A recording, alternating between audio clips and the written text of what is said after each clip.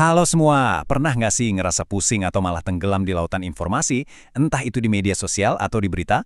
Nah, hari ini kita bakal bareng-bareng ngasah satu skill super penting yang bisa jadi pelampung kamu, berpikir kritis.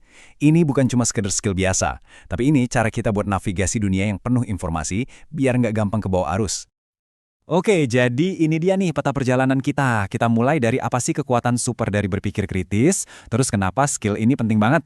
Baru deh kita masuk ke panduan praktisnya, ada 7 langkah. Setelah itu kita lihat gimana cara ngelatihnya tiap hari, kenalan sama jebakan-jebakan yang mesti dihindari, dan terakhir kita tutup dengan ajakan buat terus bertanya dan berkembang. Yuk, kita mulai dari bagian pertama. Coba deh bayangin, berpikir kritis itu kayak superpower pribadi kamu. Serius, di dunia yang informasinya udah kayak banjir bandang gini, kemampuan inilah yang jadi kompas buat bedain mana yang beneran fakta, mana yang cuma hoaks. Pasti pernah kan? Tenang, kamu nggak sendirian kok. Setiap hari, kita tuh dibombardir sama berita, klaim, data yang kadang saling tabrakan. Jadi tantangannya sekarang tuh bukan lagi nyari informasi, tapi gimana caranya kita bisa nyaring mana yang benar-benar layak kita percaya. Jadi sebenarnya apa sih berpikir kritis itu? Ini bukan berarti jadi orang yang sinis atau suka kritik semua hal ya. Justru sebaliknya, ini tuh proses mikir yang terbuka, menganalisis sesuatu berdasarkan fakta yang ada, bukan asumsi apalagi opini pribadi. Tujuannya, biar kita bisa dapat pemahaman yang utuh dan objektif. Terus, kenapa kekuatan super ini krusial banget? Simple, karena manfaatnya tuh kepake di mana-mana. Mulai dari kamu ngerjain tugas sekolah, ngadepin masalah di kantor, sampai hal sepele kayak mutusin berita mana yang mau kamu share. Manfaatnya tuh praktis banget. Kamu bakal lebih jago misahin fakta sama hoaks, lebih gampang mecahin masalah yang ribet, dan pastinya bisa bikin keputusan yang lebih cerdas. Makanya, nggak heran kalau perusahaan-perusahaan besar itu getol banget nyari orang yang jago berpikir kritis. Coba lihat angka ini. Lumayan bikin kaget kan? Sebuah studi dari Stanford University nunjukin kalau lebih dari 80% orang itu gagal menilai kredibilitas sumber informasi online. Ini bukti nyata kalau cuma punya akses ke internet itu nggak cukup. Kita juga butuh skill buat memahaminya secara kritis. Oke, sekarang kita masuk ke bagian intinya nih. Gimana caranya? Tenang aja, ini bukan sesuatu yang ribet kok. Kita bakal bedah jadi 7 langkah praktis yang bisa langsung kamu coba terapin mulai hari ini juga. Nah, ini dia kerangkanya. Prosesnya tuh berurutan. Mulai dari kenali masalahnya, lanjut riset, saring data mana yang relevan, jangan lupa ajuin pertanyaan, baru cari solusi terbaik, presentasiin solusinya, dan terakhir, analisis lagi hasilnya. Yuk kita bahas satu-satu. Langkah pertama, dan ini yang paling fundamental, definisikan masalahnya sejelas mungkin. Sebelum buru-buru cari jawaban, pastiin dulu kamu benar-benar paham pertanyaannya apa.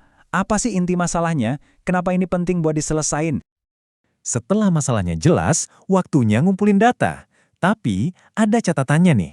Jangan cuma cari info yang mendukung pendapat awal kamu. Justru, sengaja cari sumber yang pandangannya beda. Ini penting banget biar gambaran kamu seimbang dan gak kejebak bias. Oke, data udah numpuk di depan mata. Tapi kan gak semuanya relevan.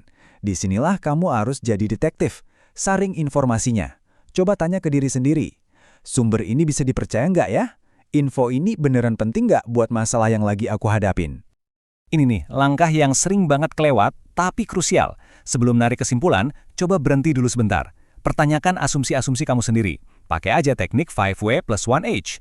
What, who, when, where, why, dan how. Coba tanya, jangan-jangan aku bikin asumsi tanpa dasar? Ada nggak ya sudut pandang lain yang kelewat? Nah, setelah proses analisis yang panjang tadi, baru deh kita bisa mulai narik kesimpulan. Coba hubungkan titik-titik antara sebab dan akibat berdasarkan fakta-fakta yang udah kamu verifikasi.